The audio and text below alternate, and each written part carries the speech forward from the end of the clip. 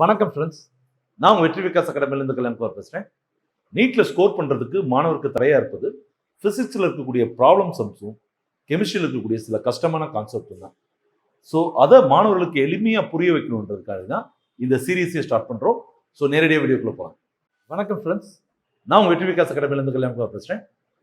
Students கேட்டிருக்க doubts அடிப்படையாக வச்சு ஒவ்வொரு யூனிட்டில் இருக்கக்கூடிய முக்கியமான கான்செப்ட்ஸை நம்ம பார்த்துட்டு இருக்கோம். அந்த வகையில் இன்னைக்கு மோஷன் இன் பிளான்ல இருக்கக்கூடிய கான்செப்ட்ஸை பார்க்கலாம். சரிங்களா?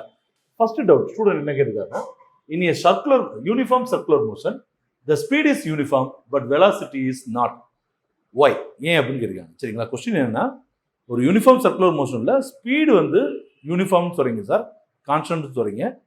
ஸ்பீடு கான்ஸ்டன்டா இருக்கும்போது வெலாசிட்டியும் கான்ஸ்டன்டா தானே இருக்கும், அப்புறம் எப்படி சார் அது மட்டும் மாறி இருக்கு அப்படின்னு சொல்லி கேட்குறீங்க. சரிங்களா? இதுல நீங்க ஒரு விஷயத்தை நல்லா புரிஞ்சுக்கணும். ஒரு ஸ்ட்ரெயிட் லைன் மோஷனை பொறுத்த வரைக்கும், சரிங்களா, இது வந்து ஏ பி, இது வந்து இனிஷியல் பொசிஷன், ஃபைனல் பொசிஷன். சரிங்களா? இந்த மாதிரி இருக்கும்போது வெலாசிட்டி கான்ஸ்டன்டா இருந்துச்சு அல்லது ஸ்பீட் கான்ஸ்டன்டா இருந்துச்சுன்னா வெலாசிட்டியும் கண்டிப்பா என்னவா தான் இருக்கும், கான்ஸ்டன்டா தான் இருக்கும். புரியுதா புரியுது ஃப்ரெண்ட்ஸ்?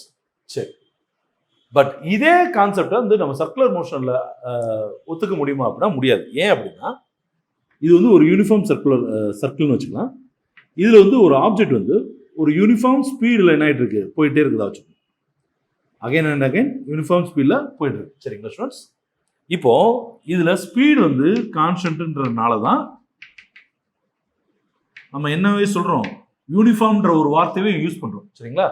ஸோ ஸ்பீடு வந்து கான்ஸ்டன்ட் தான். ஆனா வெலாசிட்டி ஏன் சேஞ்ச் ஆகிட்டே இருக்கும் அப்படின்னு சொல்றோம்னா, ஸ்பீடுக்கு என்ன கிடையாது, டைரக்ஷன் கிடையாது. வெலாசிட்டிக்கு என்ன இருக்கு, டைரக்ஷன் இருக்கு.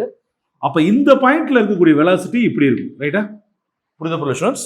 அதுவே இங்க இருக்கிற ஒரு பாயிண்ட் எடுத்துட்டீங்க அப்படின்னா இந்த வெலாசிட்டி எப்படி இருக்கும், இந்த மாதிரி இருக்கும். சரிங்களா? அதே மாதிரி இந்த பாயிண்ட்ல எடுத்துட்டீங்க அப்படின்னா வெலாசிட்டி எப்படி இருக்கலாம், இப்படி இருக்கலாம். புரியுதா புரியல ஸ்டூடெண்ட்ஸ்? அப்ப இது V1 வச்சுக்கலாம், இது V2 வச்சுக்கலாம், இது V3 வச்சுக்கலாம். சரிங்களா? கண்டிப்பாக V1 V2 V3 மூணுமே நாட் ஈக்குவல் வெக்டர்ஸ் கிடையாது. பிகாஸ் இது ஒரு டைரக்ஷன்ல இருக்கு, இது ஒரு டைரக்ஷன்ல இருக்கு, இது ஒரு டைரக்ஷன்ல இருக்கு. சரிங்களா? அப்ப மூணு வேற வேற டைரக்ஷன்ல இருக்கனால வெலாசிட்டி என்ன சொல்றோம், நம்ம மாறி மாறி இருக்குன்னு சொல்றோம். சரிங்களா? ஆனா இதுல இன்னொரு கான்செப்ட் என்னன்னு கேட்டீங்கன்னா, இதோட மேக்னிடியூட் பார்க்கும்போது கண்டிப்பாக என்னவா இருக்கும், சேமா இருக்கும். புரியுதா புரியுது ஸ்டூடெண்ட்ஸ்?